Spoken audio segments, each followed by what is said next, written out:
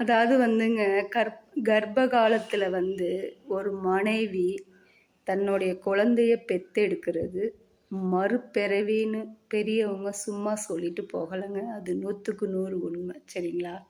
சில ஹாஸ்பிட்டல்ல, ஃபாரின்லலாம் வந்து பார்த்தீங்கன்னா, சுகப்பிரசவத்துக்கு பக்கத்துல கணவன் வந்து நிக்கிறதுக்கு அனுமதி குடுக்குறாங்க. கண்டிப்பா இருக்கணுங்கிற அந்த ஒரு ரூல்ஸ் இருக்கு ஃபாரின்லலாம்.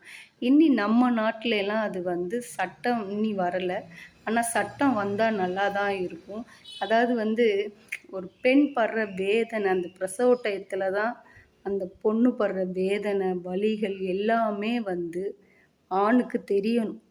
ஏன்னா, அந்த ஆண் வந்து அந்த பிரசவ டயத்துல இருக்கும்போது, அந்த குழந்தை வெளிய வரும்போது, அந்த ஒரு நொடி தான் எல்லாத்துக்குமே பதில். சரிங்களா? அதாவது சில பிள்ளைங்கள கூட சில ஆண்கள், எல்லா ஆண்களையும் நான் சொல்லல. சில ஆண்கள் தப்பா நினைக்கிறவங்க கூட அந்த மாதிரி பார்க்க மாட்டாங்க. நம்ம அம்மா நம்மள இப்படி தான கஷ்டப்பட்டு பெத்தெடுத்திருப்பாங்க அப்படிங்கிறத ஒரு ஆண் உணர்ந்தார். அதே மாதிரி மனைவி படுற கஷ்டம் ஒரு ஆண் வந்து உணரும்போது, அந்த மனைவிய நல்லா பார்த்துக்குவான். அதே மாதிரி அந்த மனைவியை தாய்க்கு அப்புறம் தாரம்ன்னு எதுக்கு சொல்றாங்க? இதுக்கு தான் சொல்றாங்க. சரிங்களா?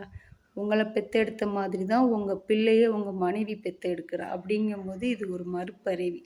அப்ப அப்படிப்பட்ட ஒரு ஒய்ஃப நீங்க எப்படி வச்சுக்கணும்? நல்லா வச்சுக்கணும்.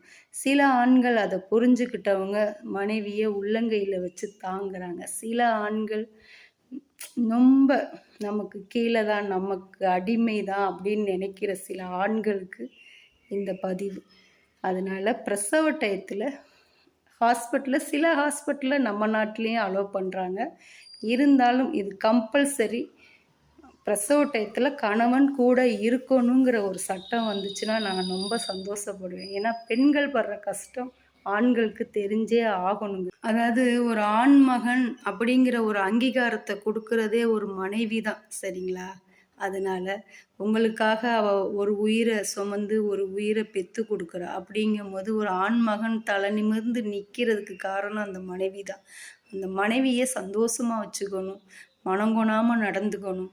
அவள வச்சு உள்ளங்கையில வச்சு தாங்க முடியலனாலும், அவ மனச கஷ்டப்படுத்தாம அவளுடைய தேவைகள, சின்ன சின்ன ஆசைகள நிறைவேத்துங்க.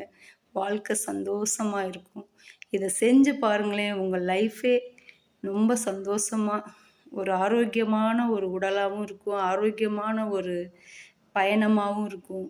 நம்ம பயணிச்சு நம்ம வாழ்க்கையே அப்படியே கொண்டுட்டு போலாம். இது ஒண்ணு மட்டும் நடந்துச்சுன்னா. சரிங்களா? அதனால பிடிச்சிருந்தா என்னுடைய சேனலை லைக் பண்ணுங்கள், ஷேர் பண்ணுங்கள், முக்கியமாக சப்ஸ்கிரைப் பண்ணுங்கள். திண்டுக்கல் பத்மா சேனல். பாய்.